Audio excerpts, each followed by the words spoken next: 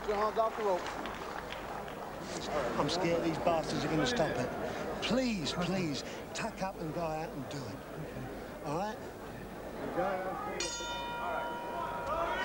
Well, round 7, and I'm sure that Mickey Duff put that in the most forcible manner that he could, and no doubt Mr. Sibson understood that all right. Trying to go out and finish him if he can. And there's a shot there of him working on Sibson's eye.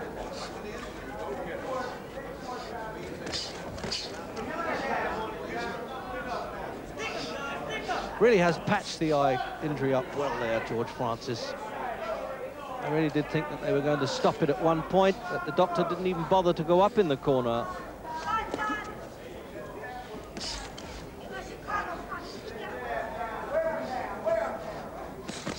Solely then tried to pick his punches.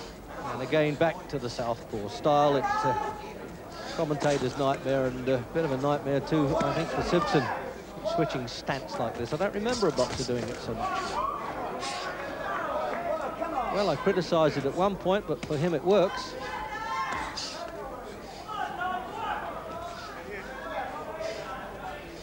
The word around the ringside is there's nothing in the pointing at all. It's fairly level, and if anything, the judges may have Sibson still a bit in front.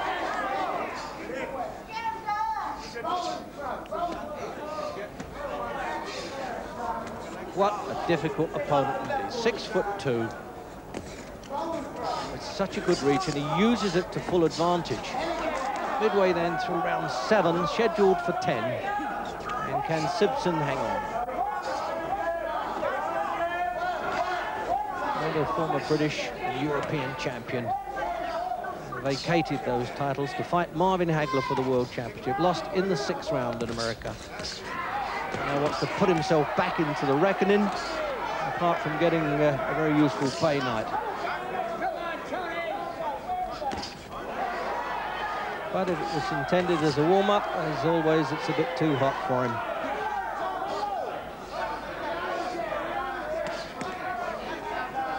Well, win or lose now, Lee will rocket somewhere surely from the 16 ranking, at least to the top 10.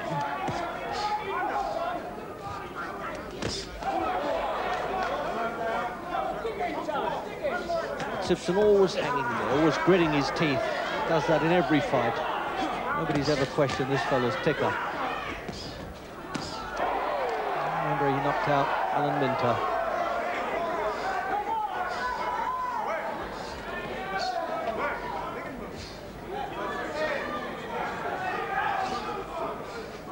But it's sharp boxing from Lee. But the piling of the punches is still coming in from Sibson, especially at close quarters.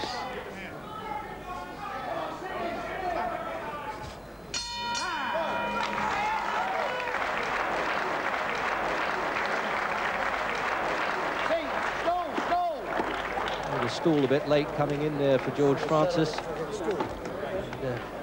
he needs all the time he can get there working with that swab. No problem at all. Okay?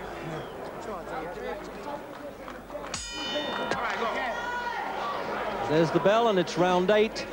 And there you can see a little bit of greasing around Sibson's badly cut left eye,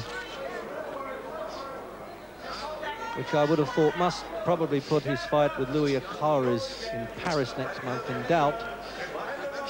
Depends, of course, how quickly it heals or how he does as this fight goes on. So, punch for punch. And it's going to be a hard job to split them if this keeps up.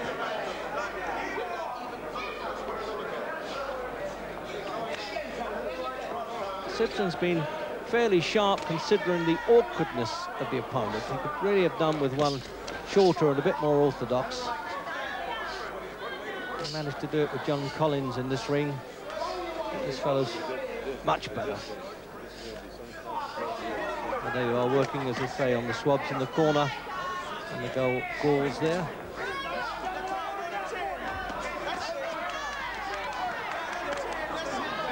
Sibson under fire, but comes back again.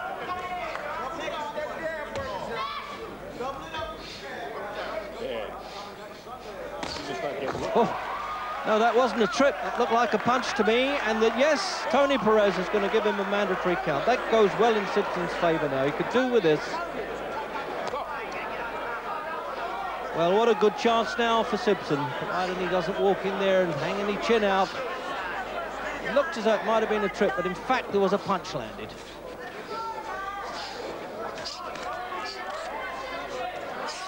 But he proved it before then that when hurt he's at most dangerously. Especially with the southpaw left hand that comes in. Comes in at an awkward angle, but Sibson now climbing on top of him. Oh, and there it is. And really the expression on Sibson's face there is, oh dear, what am I doing here? His pride's hurt, I think. And it's all over as he falls into the ropes here. Tony Perez was right. He had to stop that, and a celebration coming from Donnelly in the 8th round. Let's have a look now, the replay of that one. There it is, the right-hand punch. He buckles away from it. And as he goes down, he's out. And here's what he's saying to Ferdy Pacheco. Now, at the end, you had him down, and then he came back and caught you with a flash knockdown. Did you think you could go on, or did you think the fight was properly stopped? Well, myself, I think it was a bit premature, because I was up and I was looking and I was cursing myself. I knew where everything was. I was cursing myself. I read all the fingers on Mickey's hand. I was all there. And I just feel sick now because I just got caught going in after I'd caught him, sort of thing, you know. It just caught me cold. Well, we all have those days, and this was certainly one for you, Tony. I remember it.